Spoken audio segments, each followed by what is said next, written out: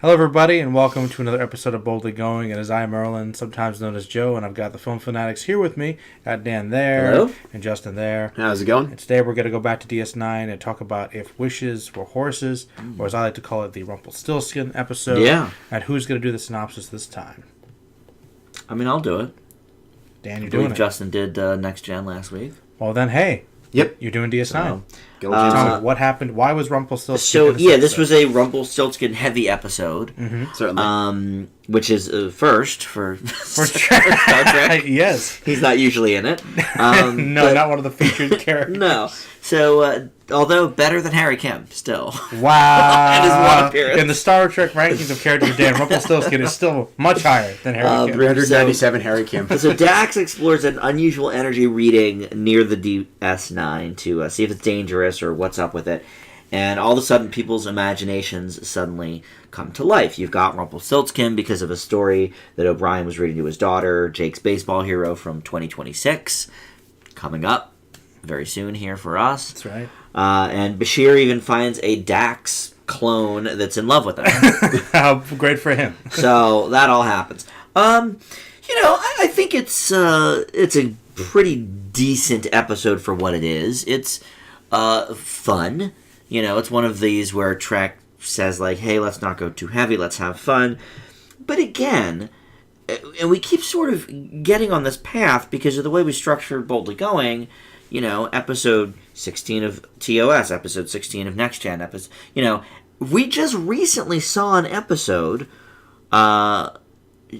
really of both the shows, because you had Shore Leave, that was TOS, right? Yep. And then you had the Riker and the women episode on Next Gen. So it's like, this is now the third in the last month or two that we've seen of this kind of story. So, it always sort of bothers me that it's like, I know you're the third Trek show, but you don't have to do every hit beat for beat, episode 14 of that, if TOS was this, let's do episode 14 of DS9 the same.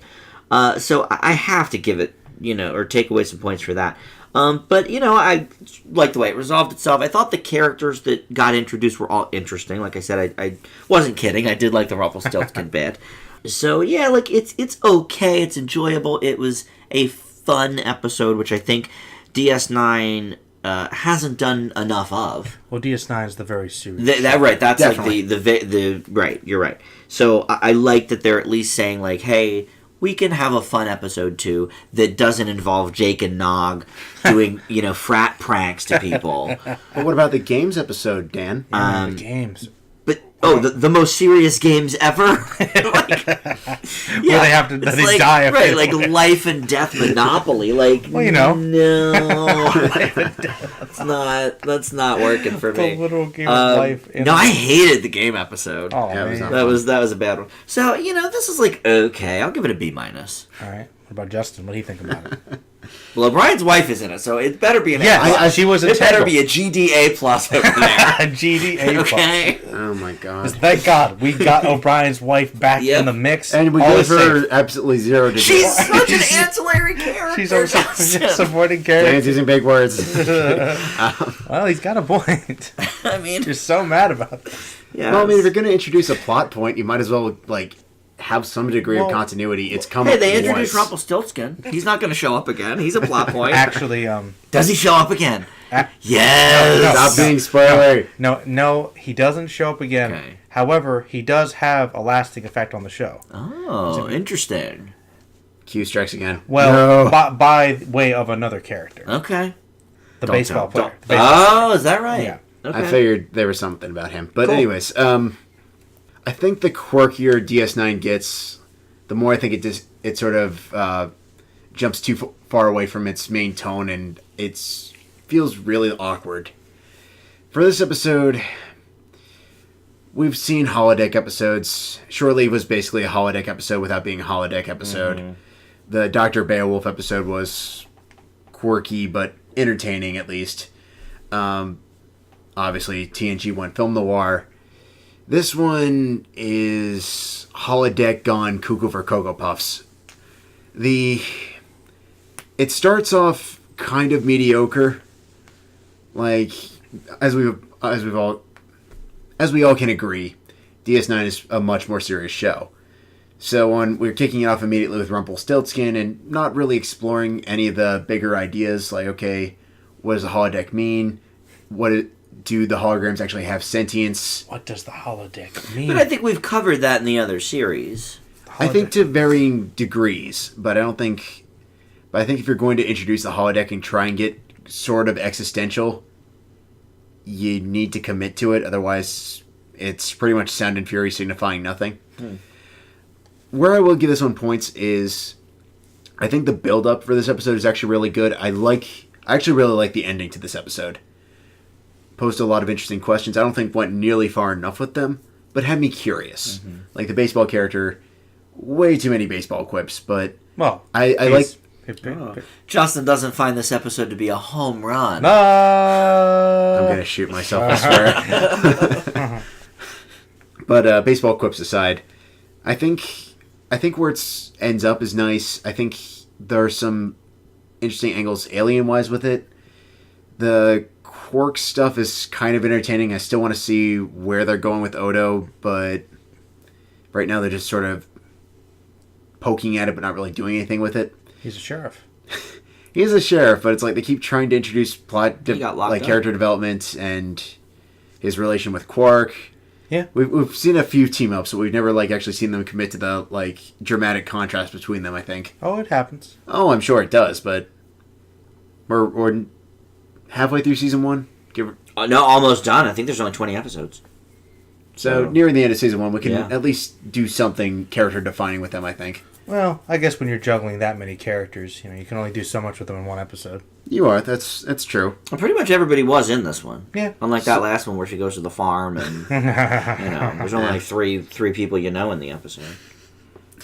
But I think this is an episode that's, like I mentioned, it's okay. There's some interesting ideas, but I think it's a little too quirky for its own good. I leave this one with a C+. Joe? Well, I'll say that you guys are right. It's a pretty average, standard kind of fare for any Trek episode, really. I think that there's nothing wrong with an episode being fun. I don't think that it always has to be, it's Star Trek and what's the big moral question of Rumpelstiltskin.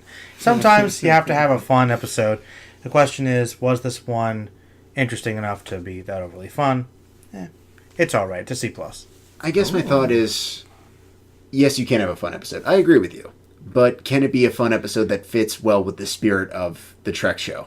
Well, I mean, you guys both liked Shore Leave, if I recall. And that was an episode you guys kind of agreed didn't really have any big, grand meaning. Well, I mean, that was also a main down point for me. There literally was no point to this episode. It was just pretty much quirky Star Trek variety hour.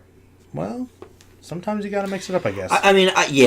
That's not the reason I don't really like this episode. It doesn't have anything really much to do with that. I mean, it's not that it doesn't have heft. It's not very original. They've just done it in both of the other series previously, and I would say probably better. Yeah, I think it's time to calm down on the holodeck for a while. I think. Well, if you guys think, you're gonna hate yourself. I mean, TNG, that's like the staple. That's the staple. That's one of the staples of the show is the holodeck, and what can we do on the holodeck? Now, granted, it becomes more of a side thing, but there's still holodeck episodes. Yeah. Oh, I'm sure. I'm reasonably confident they're not all bad, but. Oh. Well, hey, when Guinan becomes a comedian, it's one of my all-time favorites. Named Whoopi Goldberg. Named Whoopi. No, well, look, in my opinion, I don't really like the holodeck episodes that much, but there are some interesting ones with them. Next Gen, the noir one was pretty decent. It was, and then we got the Voyager Beowulf episode, which was entertaining.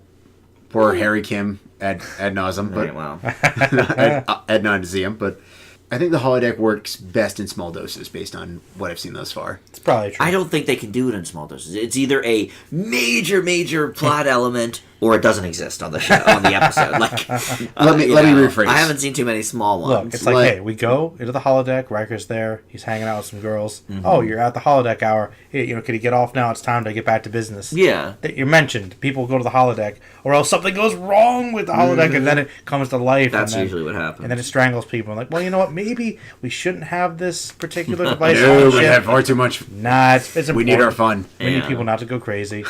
Yes. We don't have money, so they got to do something. No, what I mean by that is, like, don't make every third episode a holodeck episode. Oh, yeah. Every fifth. You think? Alright.